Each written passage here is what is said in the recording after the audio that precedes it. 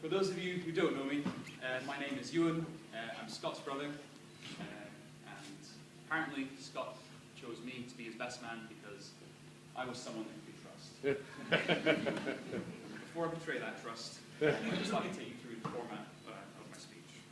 The first half will take the form of a powerful character assassination. However, I thought it only fair to add a sense of balance to the proceedings.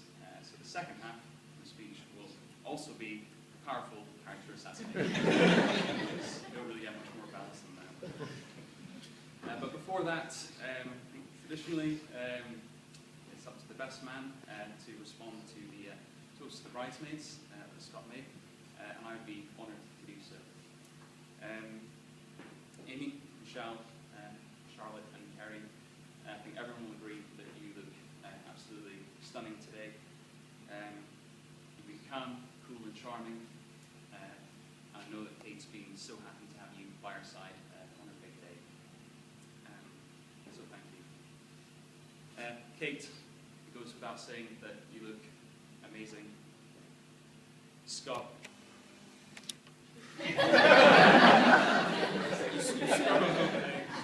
Although I did notice you're wearing the same dress as me. A little bit embarrassing.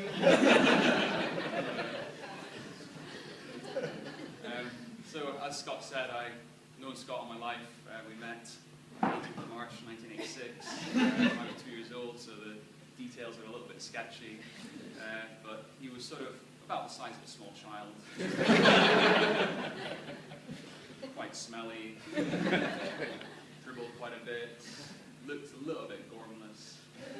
But, you know, look at him today and over the years how he's come along. Definitely taller.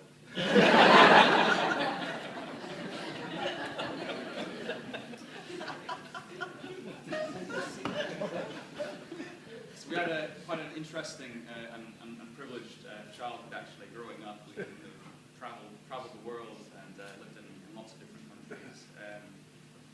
And although the kind of areas that we lived in changed, one thing seemed to stay the same, and that was a rather sort of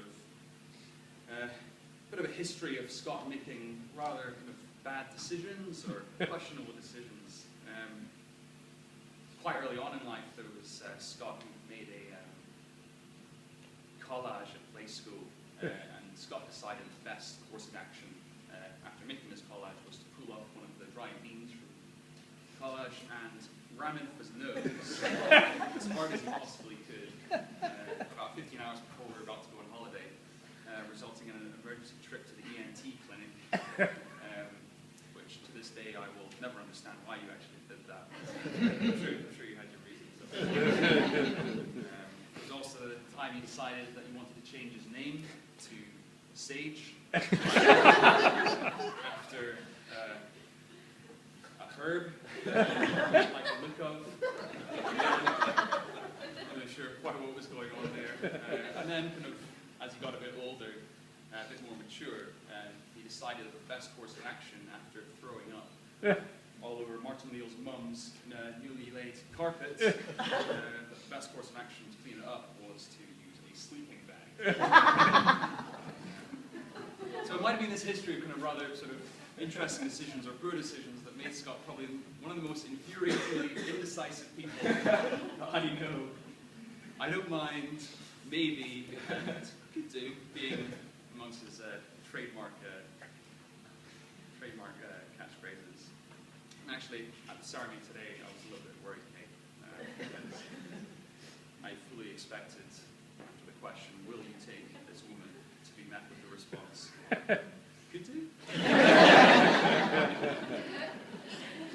But in saying I will, Scott's proven that actually he makes very good decisions when it really matters.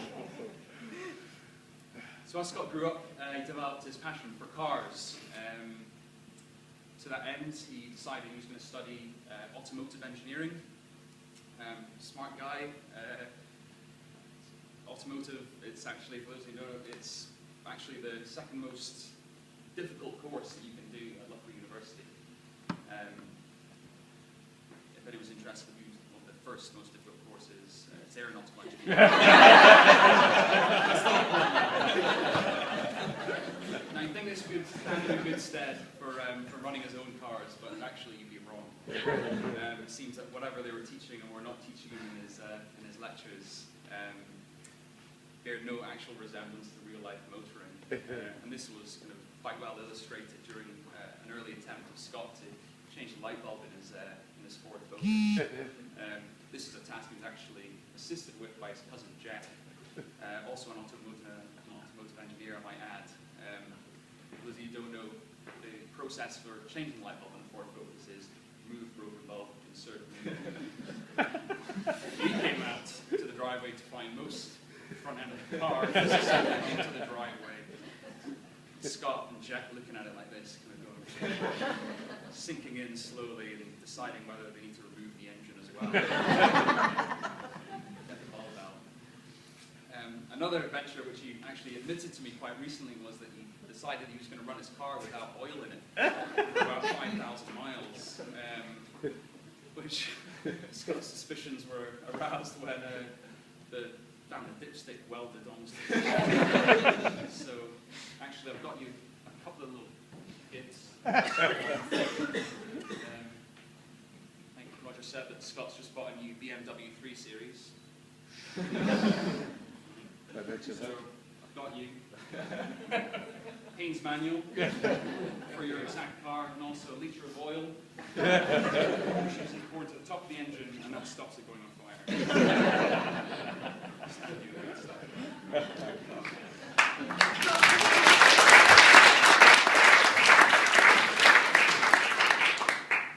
So I think Scott was about halfway through his university career when Kate came on the scene. And I remember finding out that Scott was seeing a girl, which sparked my interest. So it was just a girl met in Greece when he was working, and so I asked some more details. I asked to see a photo of Kate. So Scott showed me a picture of Kate, and she also looked lovely. And I gave him my kind of brotherly words of encouragement, which was leave. Punching a little bit above your weight. But undeterred, cloud on ahead, and here we are today. And I eventually met Kate, and she so quickly became part of the family. And Kate is, without doubt, one of the nicest, most generous and easygoing people that I've ever met. And I'm just so happy that you have found Scott. And this is someone that says that one of his best attributes is his ability to move a slice of cucumber from his forehead to his mouth without using his hand. Happy that you find that kind of thing attractive. Now, Scott's undoubtedly a die-hard romantic.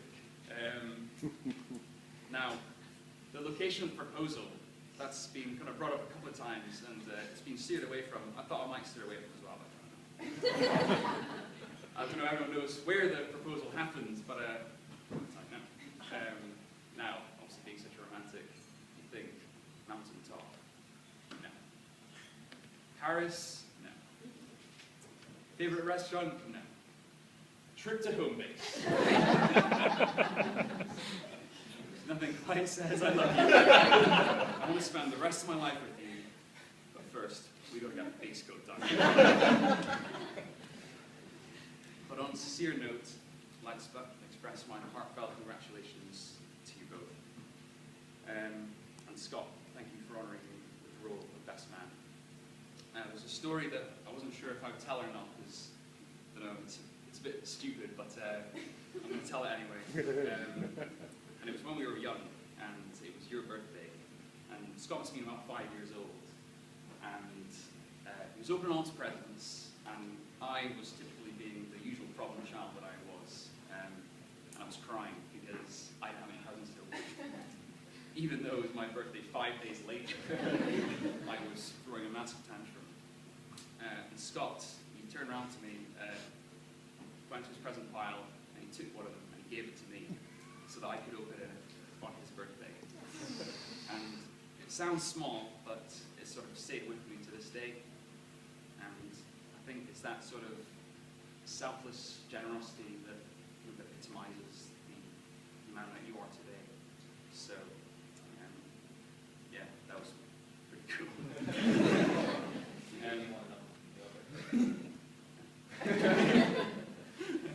Your present.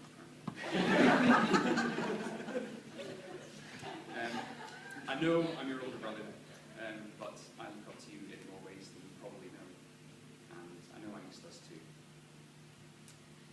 And Kate, I'm so happy that Scott has been lucky enough to find someone like you, so kind and generous, and you're absolutely perfect for each other. And I think at this point I'm meant to give some advice about how to have a long and happy marriage. I don't know if I'm really qualified to think of marrying myself, but honestly, if you do exactly what you're doing right now, you're going to do okay for yourselves. So ladies and gentlemen, good news is that my speech is coming to a close. I just thought I'd let you know that tonight I've been hearing it free, and I think you'll find I've been worth everything. So if you could all join me in raising your glasses to the new Mr. and Mrs. Porteous, and wish them a long and happy future together. It's Kate Scott. Kate Scott.